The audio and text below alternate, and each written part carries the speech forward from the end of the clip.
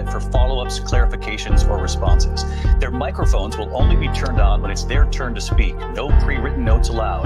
There is no audience here tonight in this hall at the National Constitution Center. This is an intimate setting for two candidates who have never met. President Trump won the coin toss. He chose to deliver the final closing statement of the evening. Vice President Harris selected the podium to the right. So let's now welcome the candidates to the stage. Vice President Kamala Harris and... Hey, everyone, I'm going to let you guys listen in and we'll go from there.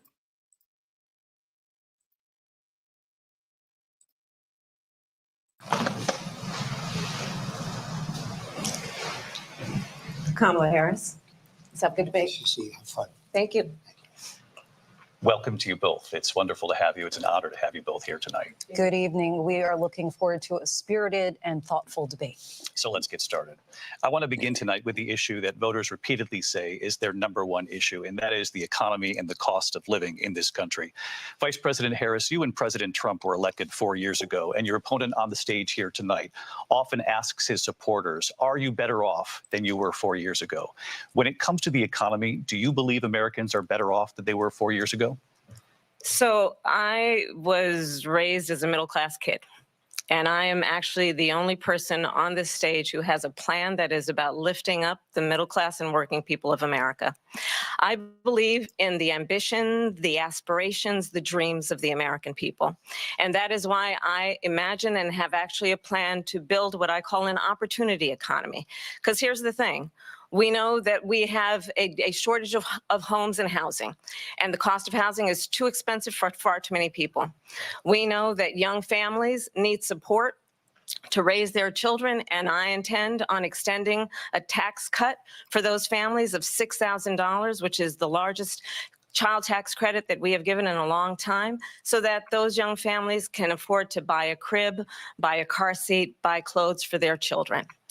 My passion, one of them, is small businesses. My mother raised my sister and me, but there was a woman who helped raise us. We call her our second mother. She was a small business owner. I love our small businesses. My plan is to give a $50,000 tax deduction to startup small businesses, knowing they are part of the backbone of America's economy. My opponent, on the other hand, his plan is to do what he has done before, which is to provide a tax cut for billionaires and big corporations, which will result in $5 trillion to America's deficit. My opponent has a plan that I call the Trump's sales tax, which would be a 20% tax on everyday goods that you rely on to get through the month. Economists have said that Trump sales tax would actually result for middle-class families in about $4,000 more a year, because of his policies and his ideas about what should be the backs of middle-class people paying for tax cuts for billionaires. President Trump, I'll give you 2 minutes. First of all, I have no sales tax. That's an incorrect statement. She knows that. We're doing tariffs on other countries. Other countries are going to finally, after 75 years, pay us back for all that we've done for the world. And the tariff will be substantial in some cases. I took in billions and billions of dollars, as you know, from China. In fact, they never took the tariff off because there was so much money they can't. It would totally destroy everything that they've set out to do. They're taking in billions of dollars from China and other places. They've left the tariffs on. When I had it, I had tariffs, and yet I had no inflation. Look, we've had a terrible economy because inflation which is really known as a country buster. It breaks up countries. We have inflation like very few people have ever seen before, probably the worst in our nation's history. We were at 21%, but that's being generous because many things are 50, 60, 70, and 80% higher than they were just a few years ago. This has been a disaster for people, for the middle class, but for every class. On top of that, we have millions of people pouring into our country from prisons and jails, from mental institutions and insane asylums, and they're coming in and they're taking jobs that are occupied right now by African Americans and Hispanics, and also unions. Unions are going to be affected very soon. And you see what's happening. You see what's happening with towns throughout the United States. You look at Springfield, Ohio. You look at Aurora in Colorado. They are taking over the towns. They're taking over buildings. They're going in violently. These are the people that she and Biden led into our country, and they're destroying our country. They're dangerous. They're at the highest level of criminality, and we have to get them out. We have to get them out fast. I created one of the greatest economies in the history of our country. I'll do it again and even better. We are going to get to immigration and border security during this debate, but I would like to let Vice President Harris respond on the economy here. Well, I would love to. Let's talk about what Donald Trump left us. Donald Trump left us the worst unemployment since the Depression. Donald Trump left us the worst public health epidemic in a century. Donald Trump left us the worst attack on our democracy since the Civil War. And what we have done is clean up Donald Trump's mess. What we have done and what I intend to do is build on what we know are the aspirations and the hopes of the American people. But I'm going to tell you on this debate tonight, you're going to hear from the same old tired playbook, a bunch of lies, grievances, and name calling. What you're going to hear tonight is a detailed and dangerous plan called Project 2025 that the former president intends on implementing if he were elected again. I believe very strongly that the American people want a president who understands the importance of bringing us together, knowing we have so much more in common than what separates us. And I pledge to you to be a president for all Americans. President Trump will give you a minute here to respond. Number one, I have nothing to do, as you know, and as she knows better than anyone, I have nothing to do with Project 2025. That's out there. I haven't read it. I don't want to read it purposely. I'm not going to read it. This was a group of people that got together. They came up with some ideas, I guess some good, some bad. But it makes no difference. I have nothing to do. Everybody knows I'm an open book. Everybody knows what I'm going to do. Cut taxes very substantially and create a great economy like I did before. We had the greatest economy. We got hit with a pandemic. And the pandemic was not since 1917, where 100 million people died, has there been anything like it. We did a phenomenal job with the pandemic.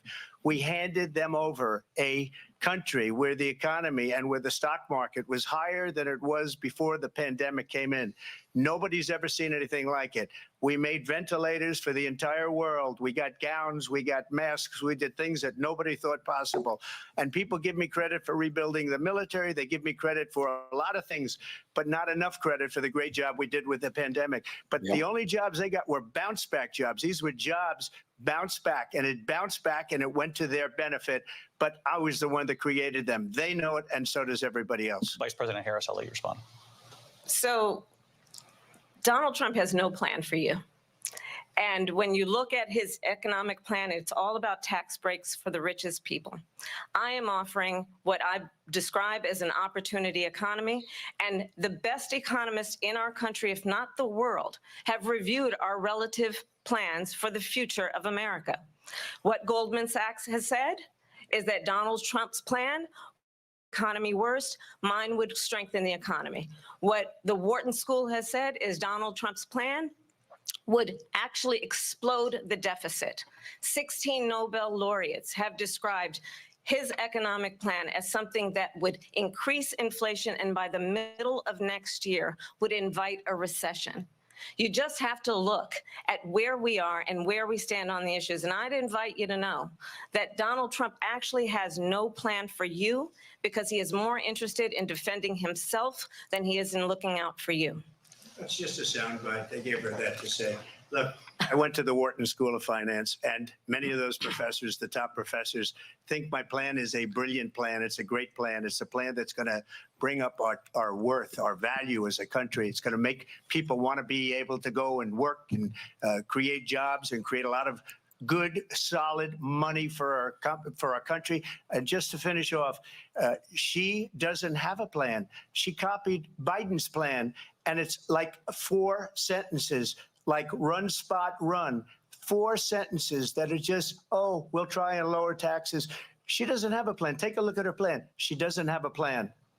Mr. President, I do want to drill down on something you both brought up. The Vice President brought up your tariffs. You responded, and let's drill down on this because your plan is what she calls is essentially a national sales tax. Your proposal calls for tariffs, as you pointed out here, on foreign imports across the board. You recently said that you might double your plan, imposing tariffs up to 20% on goods coming into this country. As you know, many economists say that with tariffs at that level, costs are then passed on to the consumer. Vice President Harris has argued it'll mean higher prices on gas, food, clothing, medication, arguing it costs the typical family nearly $4,000 a year. Do you believe Americans can afford higher prices because of tariffs? They're not going to have higher prices. What's going to have and who's going to have higher prices is China and all of the countries that have been ripping us off for years. I was the only president ever. China was paying us hundreds of billions of dollars, and so were other countries. And, you know, if she doesn't like them, they should have gone out and they should have immediately cut the tariffs. But those tariffs are there 3.5 years now under their administration. We are going to take in billions of dollars, hundreds of billions of dollars. I had no inflation, virtually no inflation. They had the highest inflation perhaps in the history of our country because I've never seen a worse period of time. People can't go out and buy cereal or bacon or eggs or anything else. The people of our country are absolutely dying with what they've done. They've destroyed the economy. And all you have to do is look at a poll. The polls say 80 and 85 and even 90% that the Trump economy was great, that their economy was terrible. Vice President Harris, I do want to ask for your response. And you heard what the president said there, because the Biden administration did keep a number of the Trump tariffs in place. So how do you respond?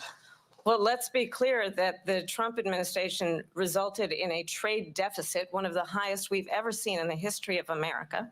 He invited trade wars. You want to talk about his deal with China? What he ended up doing is under Donald Trump's presidency, he ended up selling American chips to China to help them improve and modernize their military, basically sold us out, when a policy about China should be in making sure the United States of America wins the competition for the 21st century, which means focusing on the details of what that requires, focusing on relationships with our allies, focusing on investing in American-based technology so that we win the race on AI, on quantum computing, focusing on what we need to do to support America's workforce so that we don't end up having on the short end of the stick in terms of workers' rights. But what Donald Trump did, let's talk about this, with COVID, is he actually thanked President Xi for what he did during COVID. Look at his tweet.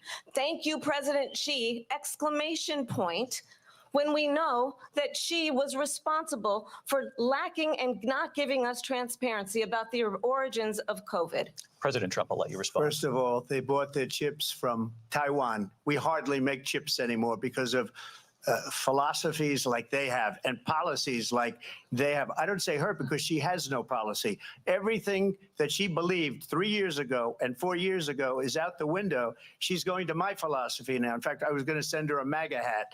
She's gone to my philosophy. But if she ever got elected, she'd change it. And it will be the end of our country. She's a Marxist. Everybody knows she's a Marxist. Her father's a Marxist professor in economics, and he taught her well. But when you look at what she's done to our country, and when you look at these millions and millions of people that are pouring into our country monthly, where it's, I believe, 21 million people, not the 15 that people say, and I think it's a lot higher than the 21. That's bigger than New York State pouring in. And just look at what they're doing to our country. They're criminals. Many of these people coming in are criminals. And that's bad for our economy, too. You know, you mentioned before, we'll talk about immigration later. Well, bad immigration is the worst thing that can happen to our economy. They have, and she has, destroyed our country with policy that's insane. Almost policy that you say they have to hate our country. President Trump, thank you. Lindsay? I want to turn to the issue of abortion. President Trump, you've often touted that you were able to kill Roe v. Wade. Last year, you said that you were proud to be the most pro-life president in American history. Then last month, you said that your administration would be great for women and their reproductive rights. In your home state of Florida, you surprised many with regard to your 6-week abortion ban because you initially had said that it was too short. And you said, quote, I'm going to be voting that we need more than 6 weeks. But then the very next day, you reversed reversed course and said you would vote to support the 6-week ban. Vice President Harris says that women shouldn't trust you on the issue of abortion because you've changed your position so many times. Therefore, why should they trust you? Well, the reason I'm doing that vote is because, as you know, the vote is they have abortion in the 9th month. They even have, and you can look at the governor of West Virginia, the previous governor of West Virginia, not the current governor, who's doing an excellent job, but the governor before. He said the baby will be born and we will decide what to do with the baby. In other words, we'll execute the baby. And that's why I did that, because that predominates, because they're radical. The Democrats are radical in that. And her vice presidential pick, which I think was a horrible pick, by the way, for our country, because he is really out of it. But her vice presidential pick says abortion in the 9th month is absolutely fine. He also says execution after birth. It's execution, no longer abortion, because the baby is born, is okay. And that's not okay with me, hence the vote. But what I did is something for 52 years. They've been trying to get Roe v. Wade into the states. And through the genius and heart and strength of 6 Supreme Court justices, we were able to do that. Now, I believe in the exceptions for rape, incest, and life of the mother. I believe strongly in it. Ronald Reagan did also. 85% of Republicans do. Exceptions. Very important. But we were able to get it, and now states are voting on it. And for the first time, you're going to see, look, this is an issue that's torn our country apart for 52 years. Every legal scholar, every Democrat, every Republican, liberal, conservative, they all wanted this issue to be brought back to the states where the people could vote. And that's what happened. Now, Ohio, the vote was somewhat liberal. Kansas, the vote was somewhat liberal, much more liberal than people would have thought. But each individual state is voting. It's the vote of the people now. It's not tied up in the federal government. I did a great service in doing it. It took courage to do it. And the Supreme Court had great courage in doing it. And I give tremendous credit to those 6 justices. There is no state in this country where it is legal to kill a baby after it's born. Madam Vice President, I want to get your response to President Trump. Well, as I said, you're going to hear a bunch of lies, and that's not actually a surprising fact. Let's understand how we got here. Donald Trump hand-selected 3 members of the United States Supreme Court with the intention that they would undo the protections of Roe v. Wade. And they did exactly as he intended. And now in over 20 states, there are Trump abortion bans, which make it criminal for a doctor or nurse to provide health care. In one state, it provides prison for life. Trump abortion bans that make no exception even for rape and incest, which understand what that means. A survivor of a crime, a violation to their body, does not have the right to make a decision about what happens to their body next. That is immoral. And one does not have to abandon their faith or deeply held beliefs to agree. The government, and Donald Trump certainly, should not be telling a woman what to do with her body. I have talked with women around our country. You want to talk about this is what people wanted? Pregnant women who want to carry a pregnancy to term, suffering from a miscarriage, being denied care in an emergency room because the healthcare providers are afraid they might go to jail, and she's bleeding out in a car in the parking lot. She didn't want that. Her husband didn't want that. A 12 or 13-year-old survivor of incest being forced to carry a pregnancy to term. They don't want that.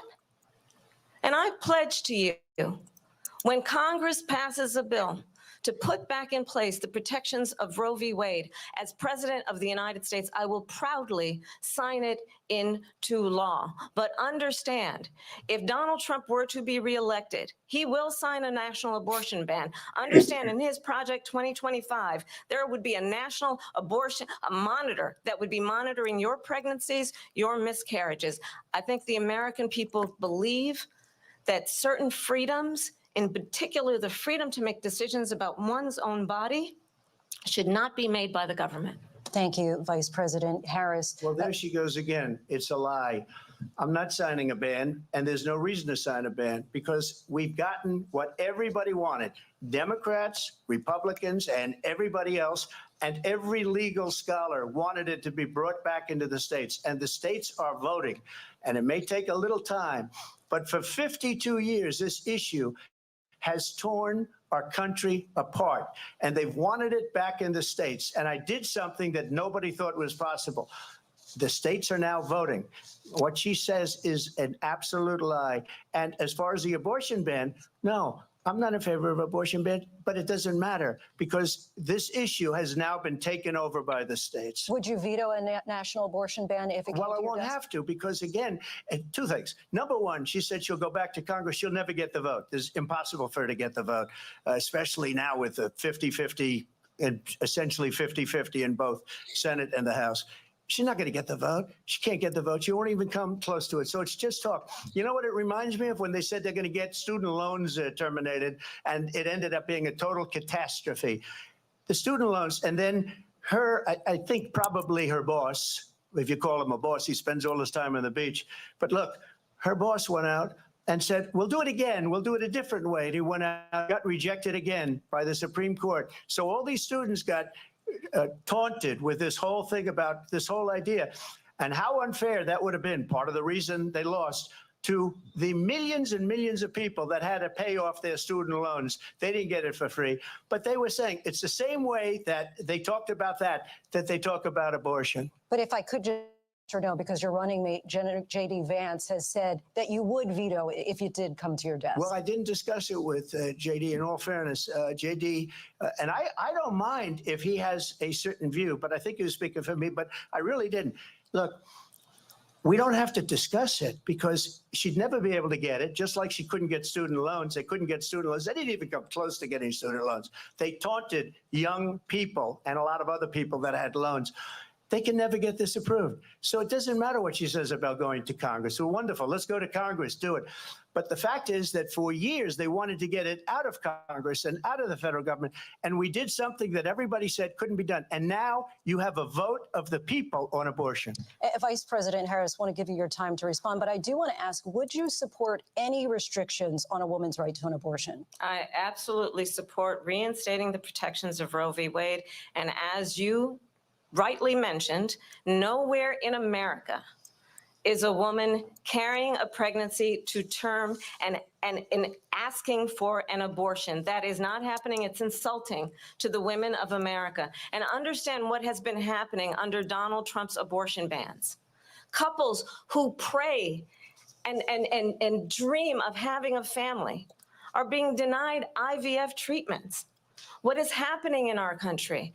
Working people, working women who are working 1 or 2 jobs, who can barely afford childcare as it is, have to travel to another state to get on a plane sitting next to strangers to go and get the health care she needs.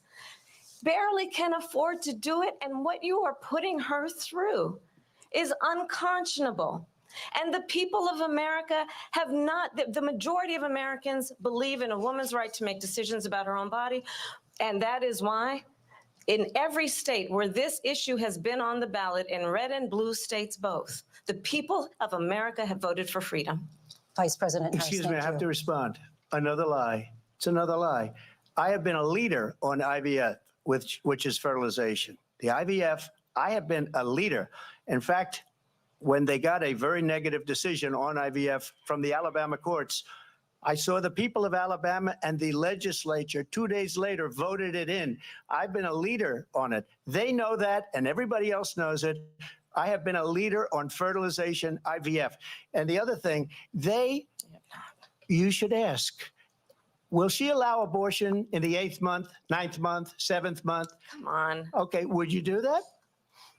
Why don't you ask her Why- that why question? don't you That's answer the the problem. question, would you Because veto? under Roe v. Answer Wade, the question, would you veto? could do abortions in the 7th month, the 8th month, the 9th That's month, not true. and probably after birth. Just look at the former governor Hey, of weren't they Virginia. supposed to mute the governor of microphones? Virginia Why said is we her put still? the baby aside and then we determine what we want to do with the baby. President Trump, thank you. We're going to turn now to immigration and border security. We know it's an issue that's important to Republicans, Democrats, voters across the board in this country.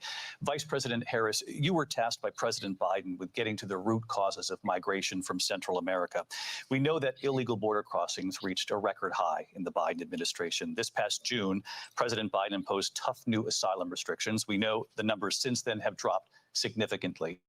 But my question to you tonight is, why did the administration wait until 6 months before the election to act? And would you have done anything differently from President Biden on this? So I'm the only person on this stage who has prosecuted transnational criminal organizations for the trafficking of guns, drugs, and human beings. And let me say that the United States Congress, including some of the most conservative members of the United States Senate, came up with a border security bill, which I supported. And that bill would have put 1,500 more border agents on the border to help those folks who are working there right now overtime, trying to do their job. It would have allowed us to stem the flow of fentanyl coming into the United States. I know there are so many families watching tonight who have been personally affected by the surge of fentanyl in our country.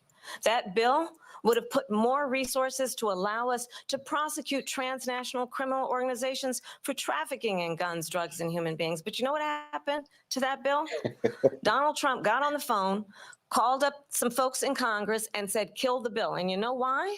Because he'd prefer to run on a problem instead of fixing a problem. And understand, this comes at a time where the people of our country actually need a leader who engages in solutions, who actually addresses the problems at hand. But what we have in the former president is someone who would prefer to run on a problem instead of fixing a problem. And I'll tell you something, he's going to talk about immigration a lot tonight, even when it's not the subject that is being raised. And I'm going to actually do something really unusual, and I'm going to invite you to attend one of Donald Trump's rallies, because it's a really interesting thing to watch. You will see during the course of his rallies, he talks about fictional characters like Hannibal Lecter. He will talk about windmills cause cancer. And what you will also notice is that people start leaving his rallies early out of exhaustion and boredom. And I will tell you, the one thing you will not hear him talk about is you. You will not hear him talk about your needs, your dreams, and your desires.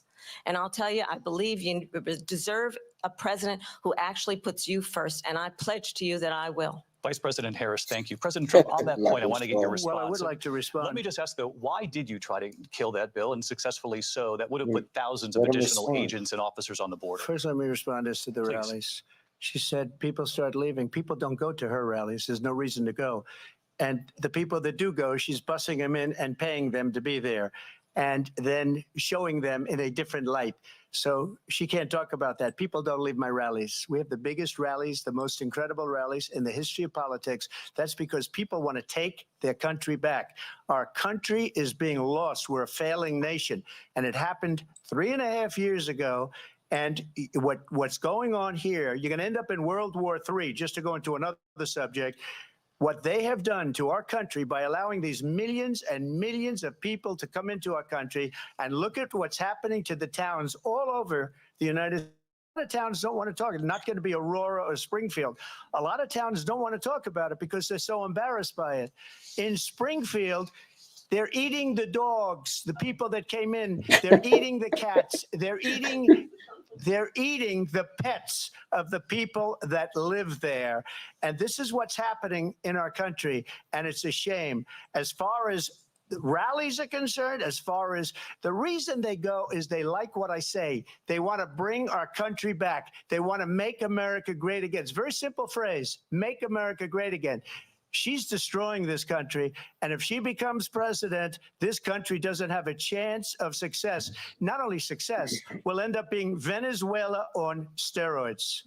I just want to clarify that's here. a You bring thought. up Springfield, Venezuela Ohio, and ABC News did reach out to the city manager there. He told us there have been no credible reports of specific claims of pets Well, being harmed, injured, or abused by individuals within the immigrant community. Well, All I've seen this, people on television. let me just say here, this is The people on television say my dog was taken and used for food. So maybe he said that, and maybe that's a good thing to say for a city manager. I'm not taking this from But television. the people I'm on taking it from television the city saying their manager. dog was eaten by the people that went there. Again, the Springfield city manager says there's no evidence of that. Vice We'll President find Harris, out. I'll let you respond to the rest of what you've heard. You talk about extreme. You know, this is, I think, one of the reasons why in this election, I actually have the endorsement of 200 Republicans who have formerly worked with President Bush, Mitt Romney, and John McCain, including the endorsement of former Vice President Dick Cheney and Congress member Liz Cheney. And if you want to really know the inside track on who the former president is, if he didn't make it clear already, just ask who have worked with him. His former chief of staff, a four-star general, has said he has contempt for the Constitution of the United States. His former national security advisor has said he is dangerous and unfit.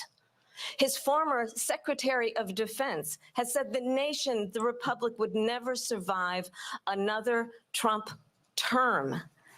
And when we listen to this kind of rhetoric, when the issues that affect the American people are not being addressed, I think the choice is clear in this election. President Trump, I'll give you a quick minute to respond here. Thank you, because when I hear that, see, I'm a different kind of a person. I fired most of those people, not so graciously. They did bad things or a bad job. I fired them. They never fired one person. They didn't fire anybody having to do with Afghanistan. And like Esper, he was no good. I fired him. So he writes a book. Another one writes a book, because with me, they can write books. With nobody else can they? But they have done such a poor job, and they never fire anybody. Look at the economy. Look at the inflation. They didn't any of their economists. They have the same people. That's a good way not to have books written about you. But just to finish, I got more votes than any Republican in history by far. In fact, I got more votes than any president, sitting president in history by far.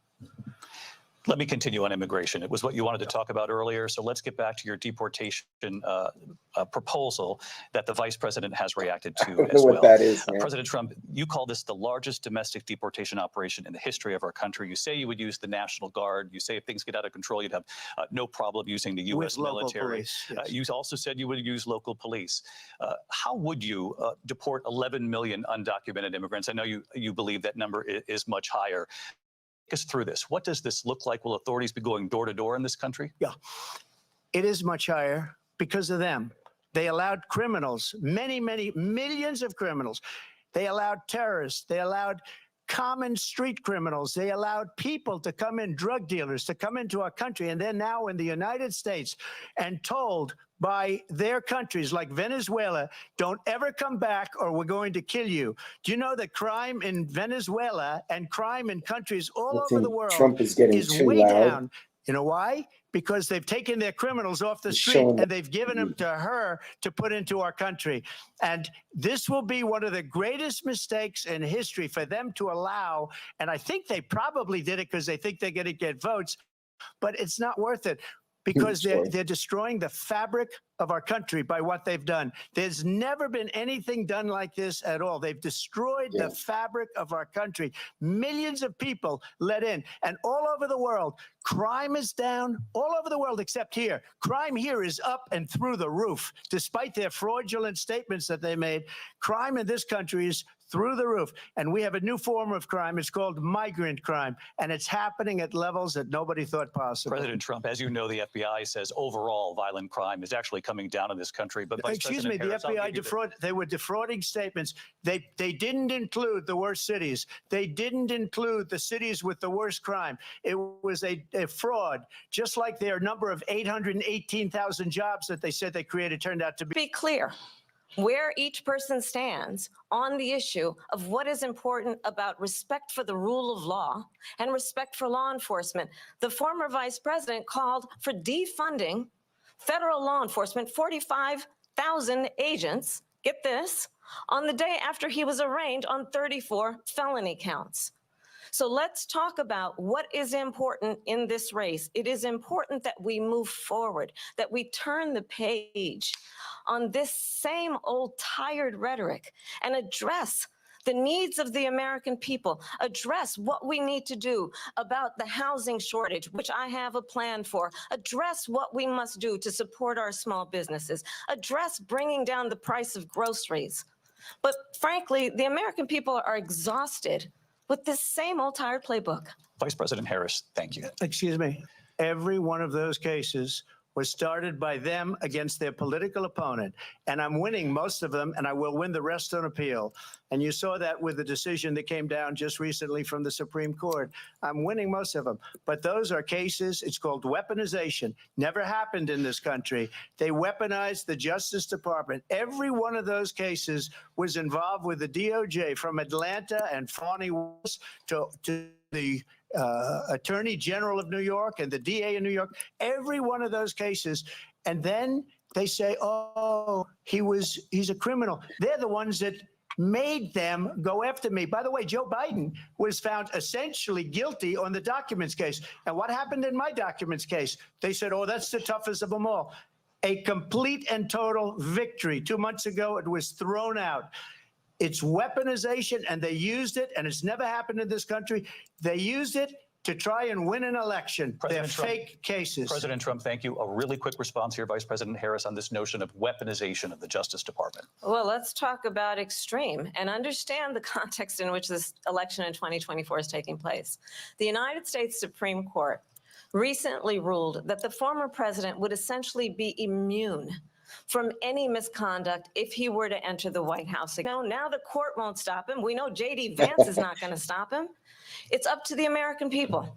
Vice President Harris, thank you. Lindsay? Vice President Harris, in your last run for president. Weaponized, please. This is the one that weaponized, not me. She weaponized. A lot to get to. Lindsay? Vice President Harris, in your last run for president, you said you wanted to ban fracking. Now you don't. You wanted mandatory government buyback programs for assault weapons. Now your campaign says you don't. You supported decriminalizing border crossings. Now you're taking a harder line. I know you say that your values have not changed. So then why have so many of your policy positions changed? So my values have not changed, and I'm going to discuss every one of at least every point that you've made. But in particular, let's talk about fracking, because we're here in Pennsylvania. I made that very clear in 2020.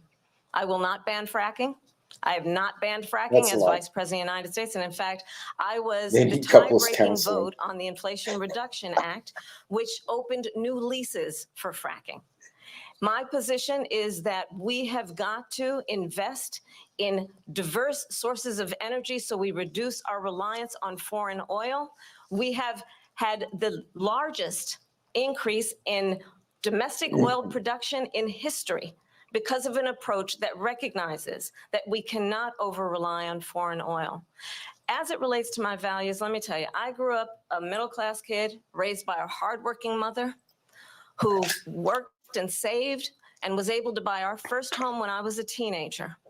The values I bring to the importance of home ownership, knowing not everybody got handed $400 million on a silver platter and then filed bankruptcy 6 times, is a value that I bring to my work to say we are going to work with the private sector and home builders to increase 3 million homes, increase by 3 million homes by the end of my first term. My work that is related to having a friend when I was in high school who was sexually assaulted by her stepfather. And my focus then on protecting women and children from violent crime is based on a value that is deeply grounded in the importance of standing up for those who are most vulnerable. My work that is about protecting Social Security and Medicare is based on longstanding work that I have done, protecting seniors from scams. My values have not changed. And what is important is that there is a president who actually brings values and a perspective that is about lifting people up and not beating people down and name calling. The true measure of the leader is the leader who actually understands the strength is not in beating people down, it's in lifting people up. I intend to be that president. President Trump, your Well, response? first of all, I wasn't given $400 million. I wish I was. My father was a Brooklyn builder, Brooklyn, Queens, and a great father, and I learned a lot from him. But I was given a fraction of that, a tiny fraction, and I built it into many, many billions of dollars, many, many billions. And when people see it, they are even surprised. So we don't have to talk about that. Fracking, she's been against it for 12 years. Defund the police, she's been against that forever. She gave all that stuff up very wrongly, very horribly, and everybody's laughing at it, okay? They're all laughing at it. She gave up at least 12 and probably 14 or 15 different policies. Like, she was big on defund the police. In Minnesota, she went out, wait a minute, I'm talking now, if you don't mind, please. Does that sound familiar? She went out. Wait, are they She went muting out his mic or in no? Minnesota and wanted to let criminals that killed people, that burned down Minneapolis, she went out and raised money to get them out of jail. She did things that nobody would ever think of. Now she wants to do transgender operations on illegal aliens that are in prison. This is a radical left liberal that would do this. She wants to confiscate your guns, and she will never allow fracking in Pennsylvania. If she won the election, fracking in Pennsylvania will end on day one. Just to finish, one thing so important in my opinion. So I got the oil business going like nobody has ever done before. When they took over, they got rid of it, started getting rid of it, and the prices were going up the roof. They immediately let these guys go to where they were. I would have been 5 times, 4 times, 5 times higher, because you're talking about 3.5 years ago. They got it up to where I was because they had no choice, because the prices of energy were quadrupling and doubling. You saw what happened to gasoline. So they said, let's go back to Trump. But if she won the election, the day after that election, they'll go back to destroying our country, and oil will be dead. Fossil fuel will be dead. We'll go back to windmills, and we'll go back to solar, where they need a whole desert to get some energy to come out of. You ever see a solar plant? By the way, I'm a big fan of solar, but they take 400, 500 acres of desert President soil. Trump, we have a These lot are of not good issues things that we for the have to get to. environment, as she We're out of time. understands. Thank you. Lindsay, thank you. We have an election in just 56 days. And I want to talk about the peaceful transfer of power, which, of course, we all know is a cornerstone of our democracy, and the role of a president in a moment of crisis. Mr. President, on January 6th, you told your supporters to march to the Capitol. You said you would be right there with them. The country and the world saw what played out at the Capitol that day, the officers coming under attack. Aides in the West Wing say you watched it unfold on television off the Oval Office. You did send out tweets, but it was more than 2 hours before you sent out that video message telling your supporters to go home. Is there any regret about what you did on that day? You just said a thing that isn't covered. Peacefully and patriotically, I said during my speech, not later on. Peacefully and patriotically. And nobody on the other side was killed. Ashley Babbitt was shot by an out-of-control police officer that should have never, ever shot her. It's a disgrace. But we didn't do this group of people that have been treated so badly. I ask, what about all the people that are pouring into our country and killing people that she allowed to pour in? She was the border czar. Remember that. She was the border czar. She doesn't want to be called the border czar because she's embarrassed by the border. In fact, she said at the beginning, well, I'm surprised you're not talking about the border yet. That's because she knows what a bad job they've done. What about those people? When are they going to be prosecuted? When are these people from countries all over the world, not just South America? They're coming in from all over the world, David, all over the world. And crime rates are down all over the world because of it. But let me just when are those, David, when are those people going to be prosecuted? When are the people that burned down Minneapolis going to be prosecuted? Or in Seattle? They went into Seattle. They took over a big percentage of the city of Seattle. When are those people going to be prosecuted? But let me just ask you. Might ask her that question. You were the president. You were watching it unfold on television. It's a very simple question as we move forward toward another election. Is there anything you regret about what you did on that day? Yes, sir. I had nothing to do with that other than they asked me to make a speech. I showed up for a speech. I said, I think it's going to be big. I went to Nancy Pelosi and the mayor of Washington, D.C., and the mayor put it back in writing, as you know. I said, you know, this is going to be a very big rally or whatever you want to call it. And again, it wasn't done by me. It was done by others. I said, I'd like to give you 10,000 National Guard or soldiers. They rejected me. Nancy Pelosi rejected me. It was just 2 weeks ago. Her daughter has a tape of her saying she's really responsible for what happened. They want to get rid of that tape. It would have never happened if Nancy Pelosi and the mayor of Washington did their jobs.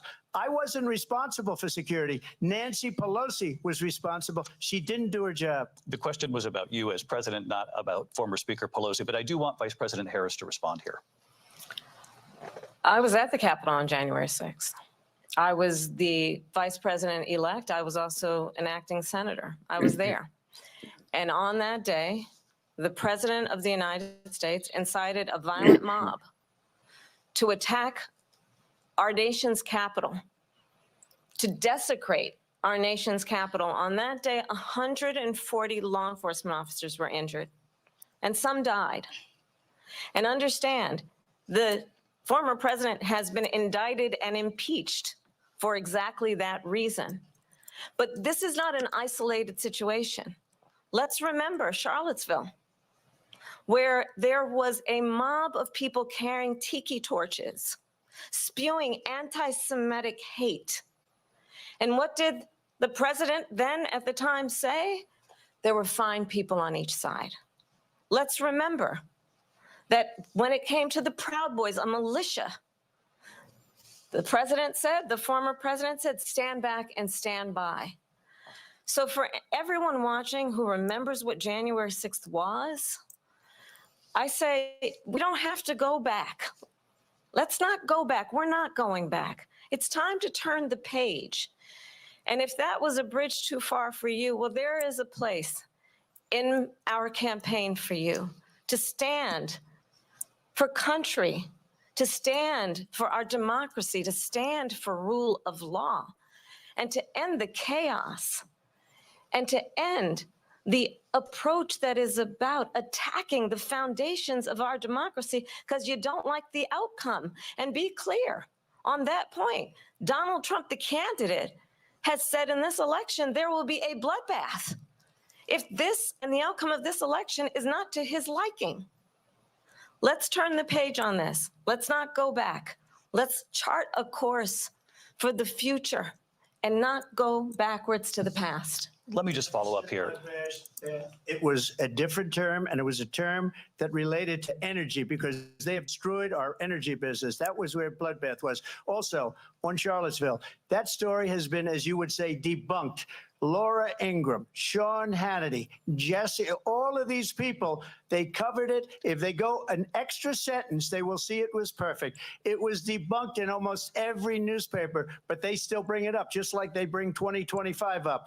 They bring all of this stuff up. I ask you this, you talk about the Capitol.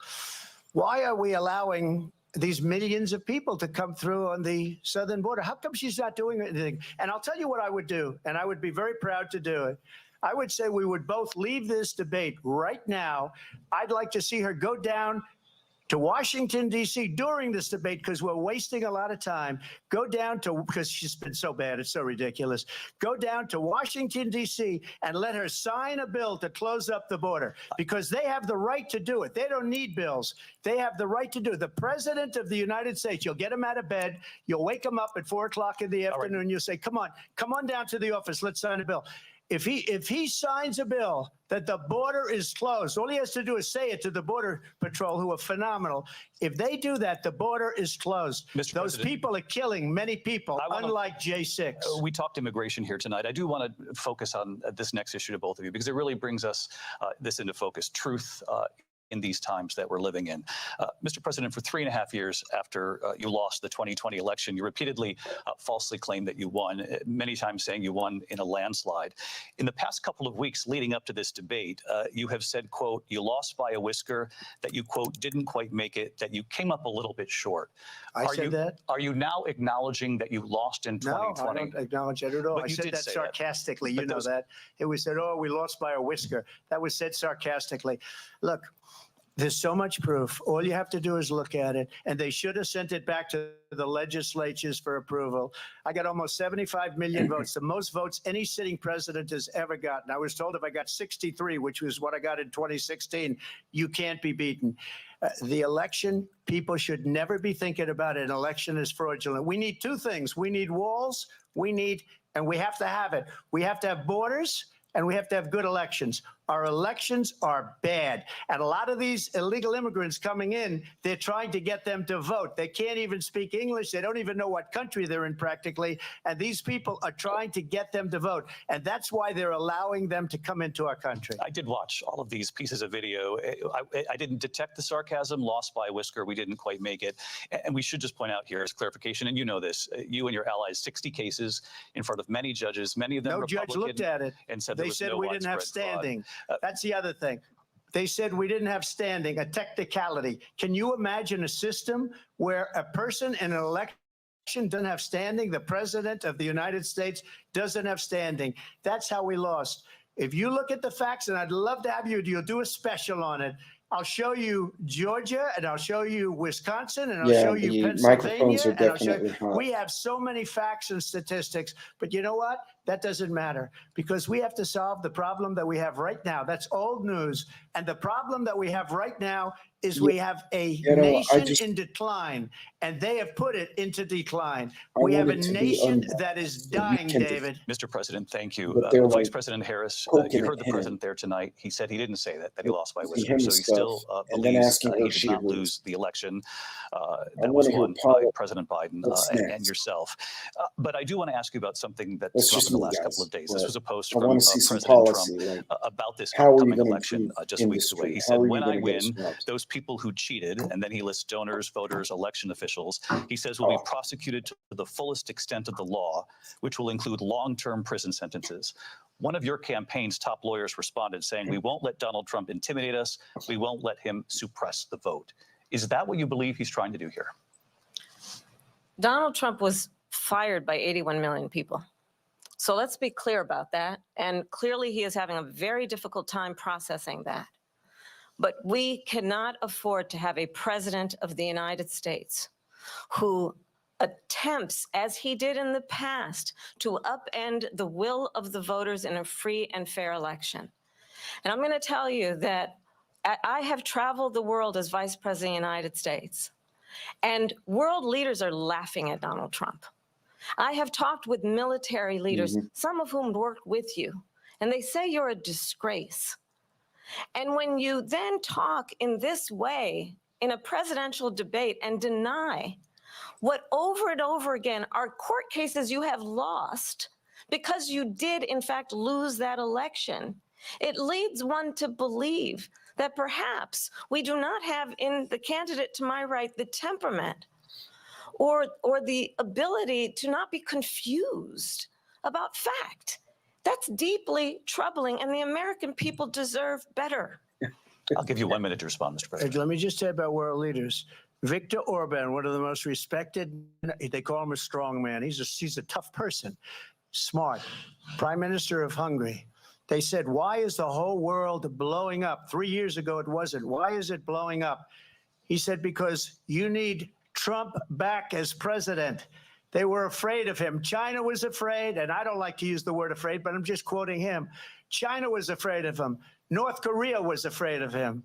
Look at what's going on with North Korea, by the way. He said Russia was afraid of him. I ended the Nord Stream 2 pipeline, and Biden put it back on day one, but he ended the XL pipeline. The XL pipeline in our country, he ended that, but he let the Russians build a pipeline going all over Europe and heading into Germany, the biggest pipeline in the world. Look, Viktor Orban said it. He said the most respected, most feared person is Donald Trump. We had no problems when Trump was president, but when this weak, pathetic man that you saw. Part of the reason I'm doing this live stream, I know a lot of folks may not be able to see it tonight, so it'll be up there and they can kind of make what they will of it. He got 14 million votes and they threw him out of office. And you know what? I'll give you a little secret. He hates her. He can't stand her. But he got 14 million votes. They threw him out. She got 0 votes. And when she ran, She was the first one to leave because she failed, and now she's running. I don't understand it, but Mr. I'm President, okay with it Mr. because President, your time is I up. think we're Thank going to you. do very well. We've got a lot more to get to. Turning now Yes. to the Israel-Hamas war and the hostages who are still being held, Americans among them. Vice President Harris in December said, quote, Israel has a right to defend itself, but you added, quote, it matters how, saying international humanitarian law must be respected. Israel must do more to protect innocent civilians. You said that 9 months ago. Now an estimated 40,000 Palestinians are dead. Nearly 100 hostages remain. Just last week, Prime Minister Benjamin Netanyahu said there's not a deal in the making. President Biden has not been able to break through the stalemate. How would you do it? Well, let's understand how we got here. On October 7, Hamas, a terrorist organization, slaughtered 1,200 Israelis. Many of them young people who were simply attending a concert. Women were horribly raped.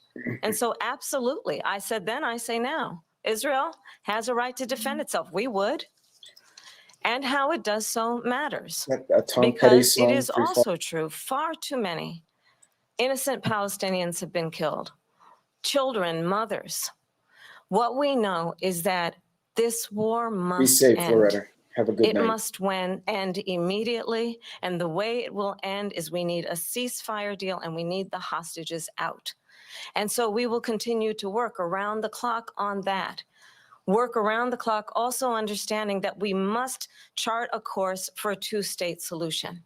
And in that solution, there must be security for the Israeli people and Israel, and in equal measure for the Palestinians.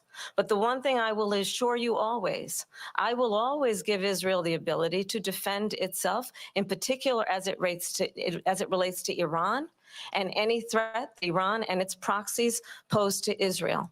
But we must have a two-state solution where we can rebuild Gaza, where the Palestinians have security, self-determination, and the dignity they so rightly deserve. President Trump, how would you negotiate with Netanyahu and also Hamas in order to get the hostages out and prevent the killing of more innocent civilians in Gaza? If I were president, it would have never started.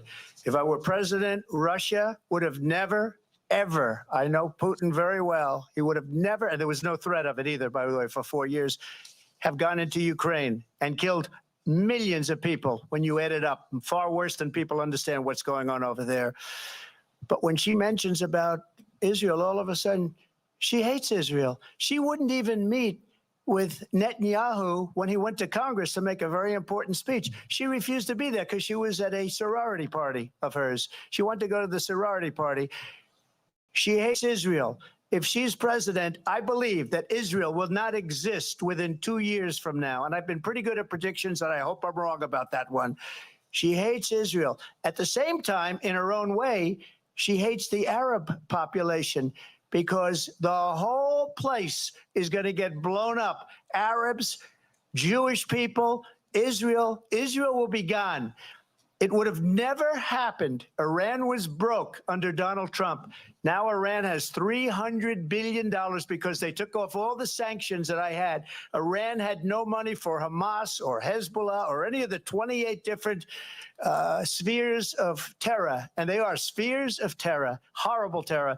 They had no money. It was a big story, and you know it. You covered it very well, actually. They had no money for terror.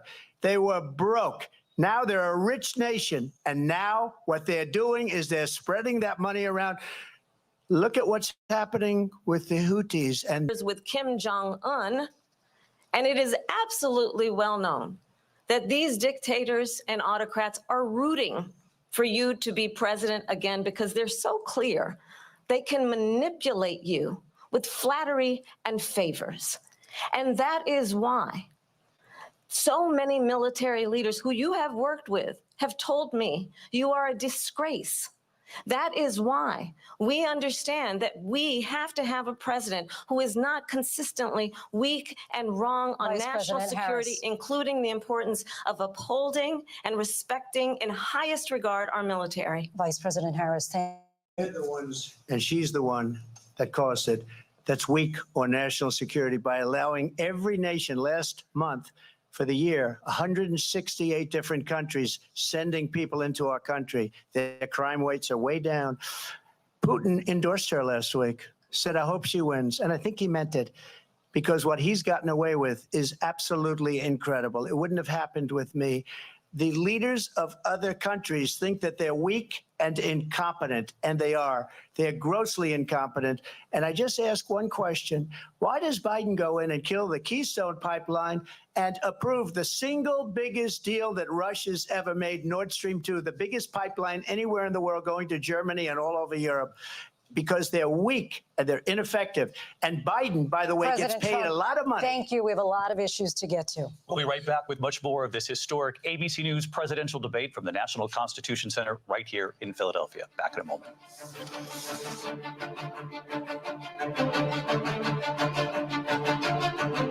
The ABC News presidential debate will continue after this.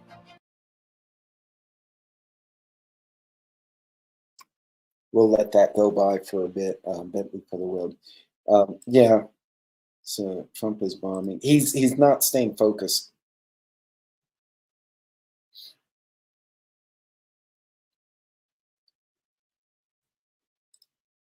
Gracias. Yeah, we are. I honestly think like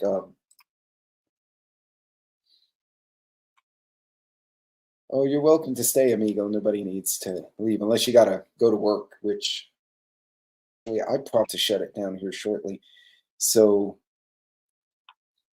I think he's I think just my take, I think he's losing focus, which is not good, a good optic for him. I do think the I think the questions are very they're very biased also. Me personally, I wanted to see two people, and if they bring up his court case, that's fine, but two people and say, what are you going to do about inflation?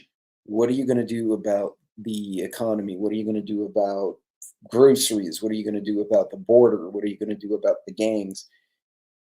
And I don't feel like we're getting that. I really feel that the two are just all over the maps. I mean, that's just my take. You know, granted, I'm biased. I'm not a fan of Kamala. I'll say that, but I'm not really seeing anything that tells me, wow, that's a hell of a candidate right there. But Texas orange dye stroking. I don't know what's going on. I think it's I think he did. I think he's lost focus. Well, yeah, he's only 70. What is he? 77, 78, Carol? Something like that. So yeah, I'm not sure really what it seems like both of them are just, you know, that loading symbol you get when you turn on a computer and it's not working right. I feel like both of them have on right now. It's just a lot of, yeah, that's a great way to put it. No, lack of substance. I was hoping with the rules that they said were going to be applied, which clearly have not. They've been turning mics on and off at the wrong time. Like they should fire the audio video crew because they're not competent. And they're doing it to both. Yeah, and you know, see, Biden tried it too, but Trump didn't let it get to him. And so he came off a lot more statesmanlike in the prior debate. And he's kind of ranty, and I don't know if it's a good optic. Yeah, it does need refreshing. I think both of them are awful. But you know, it's one of those. I just wanted to hear them talk about policy. I don't care who she did. I don't care who he did, who they slept with. Personally, I think every politician is cheating on their spouse and snorted cocaine or licked the floor or whatever. I just want to see, like, he is Frank. He's definitely getting his buttons pushed. Poison venomous no snakes. Yeah, I want to hear more about policy. It is a toxic lover's quarrel. That's a good way to put it. Yeah, no, I don't want them either, but I want to hear discussion. I want them to say, like, when I started the stream, I wanted to see Okay, the border had X million people come in. What do you plan to do about it? And they keep going to, well, you said this on January 6th, which is still coming up. You did this, you did that. And it's like the reporters defending Harris, and I don't want that, but I don't want them to not give her an opportunity to answer his shit. I want to hear them both. Okay, they're back up. I'm gonna bring it back up again. Hold on, I'm a little bit behind here. Hold on. All right, let me,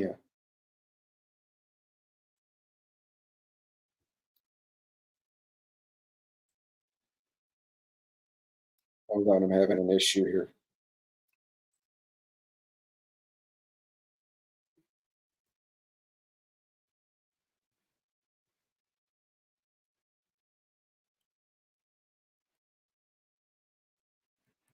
That's weird, it wouldn't let me debate. Hold on. All right, let me try that again. Hold on a second here, folks. Service in America. You don't need woke Disney and Hulu anymore. Just get Newsmax Plus. Watch the best shows like Greg Kelly, Rob Schmidt, Greta Van Susteren, and Carl Higbee.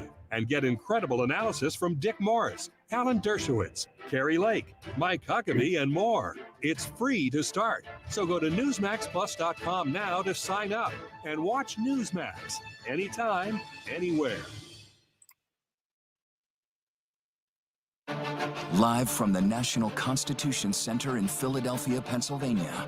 Here again, David Muir and Lindsay Davis. I'm a little Welcome bit back to this behind, but I historic was having ABC an News issue with presidential this. debate tonight. We're going to continue here, and I want to turn to the war in Ukraine. We're now 2.5 years into this conflict. Mr. President, it has been the position of the Biden administration that we must defend Ukraine from Russia, from Vladimir Putin, to defend their sovereignty, their democracy, that it's in America's best interest to do so, arguing that if Putin wins, he may be emboldened to move even further into other countries. You have said you would solve this war in 24 hours. You said so just before the break tonight.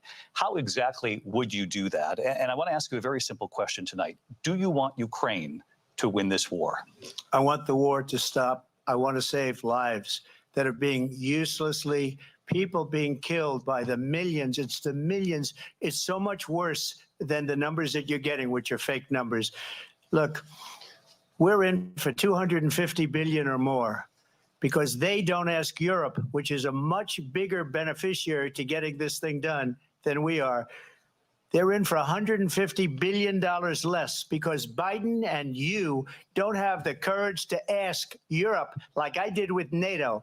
They paid billions and billions, hundreds of billions of dollars when I said, either you pay up or we're not going to protect you anymore. So that's maybe one of the reasons they don't like me as much as they like weak people.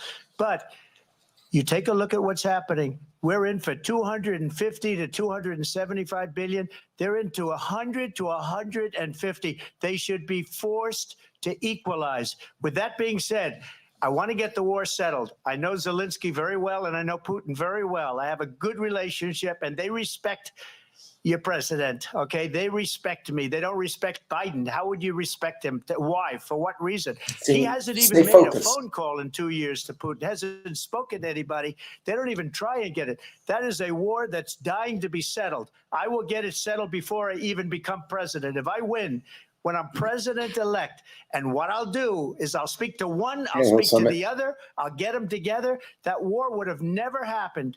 And in fact, when I saw Putin after I left, unfortunately left because our country has gone to hell. But after I left, when I saw him building up soldiers, he did it after I left. I said, oh, he must be negotiating. It must be a good, strong point of negotiation. Well, it wasn't, because Biden had no idea how to talk to him. He had no idea how to stop it. And now you have millions of people dead, and it's only getting worse, and it could lead to World War III. Don't kid yourself, That's David. funny, actually. We're playing with World War III, and we have a president that we don't even know if he's, where is our president? We don't even know if he's a president. And just to clarify they here, threw him out of a campaign like a dog. We don't even know, is he our president? But we have Okay, a president Mr. President, that doesn't know he's alive. That's kind of funny. your He time needs is to up. stay focused, Just but to it's kind of clarify the funny. question, do you believe it's in the U.S. best interest for Ukraine to win this war, yes or no? I think it's the U.S. best interest to get this war finished and just get it done. All right. Negotiate a deal, because we have to stop all of these human lives from being destroyed. I want to take this to Vice President Harris. I want to get your thoughts on support for Ukraine in this moment, but also as Commander-in-Chief, if elected, how would you deal with Vladimir Putin, and would it be any different from what we're seeing from President Biden? Well, first of all, it's important to remind the former president you're not running against Joe Biden, you're running against me. I believe the reason that Donald Trump says that this war would be over within 24 hours is because he would just give it up. And that's not who we are as Americans. Let's understand what happened here.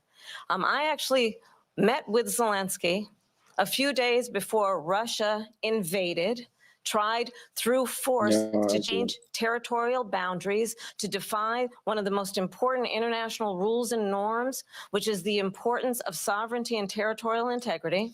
And I met with President Zelensky. I shared with him American intelligence about how he could defend himself. Days later, I went to NATO's eastern flank, to Poland and Romania. And through the work that I and others did, we brought 50 countries together to support Ukraine in its righteous defense. And because of our support, because of the air defense, the ammunition, the artillery, the javelins, the Abrams tanks that we have provided, Ukraine stands as an independent and free country. If Donald Trump were president, Putin would be sitting in Kyiv right now. And understand what that would mean, because Putin's agenda is not just about Ukraine.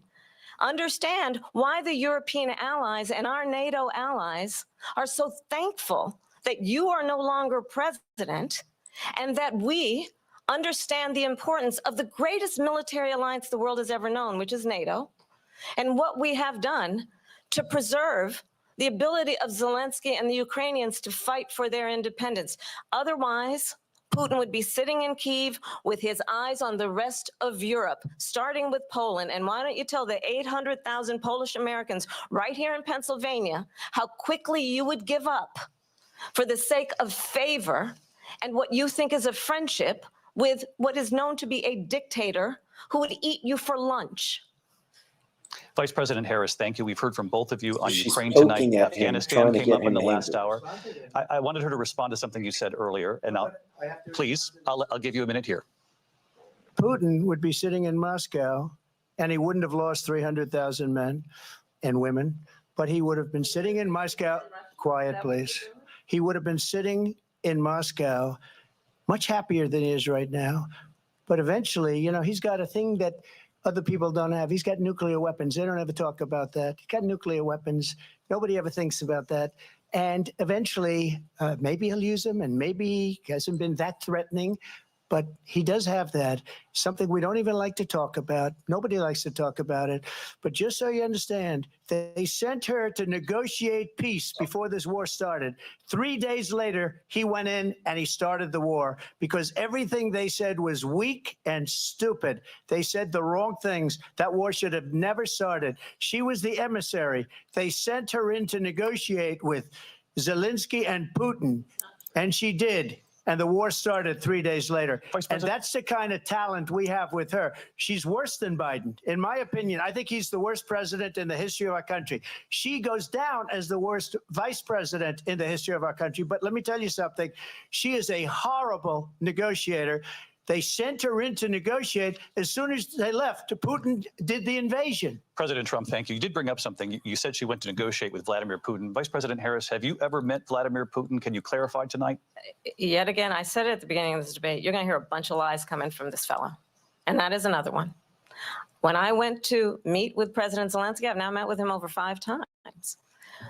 The reality is it has been about standing as America always should, as a leader upholding international rules and norms, as a leader who shows strength, understanding that the alliances we have around the world are dependent on our ability to look out for our friends and not favor our enemies because you adore strongmen instead of caring about democracy. And all right, my peeps.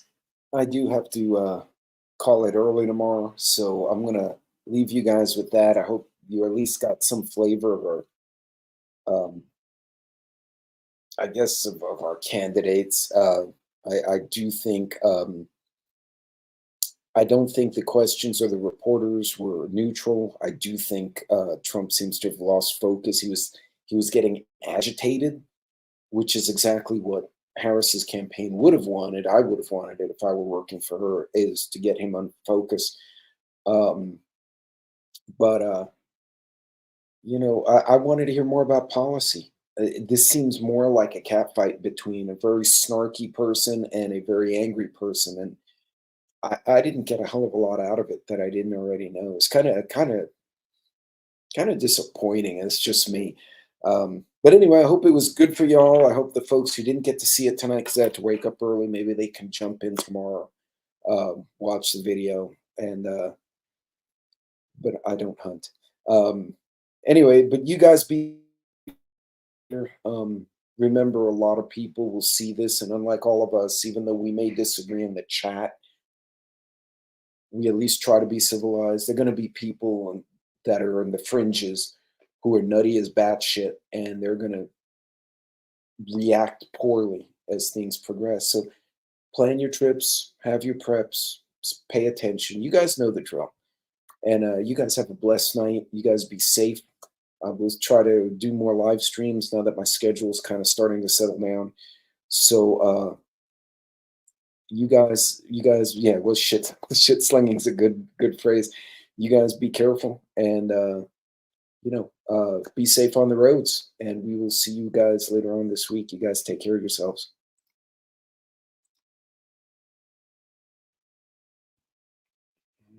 Eventually, I can turn this off. There we go. You guys be good.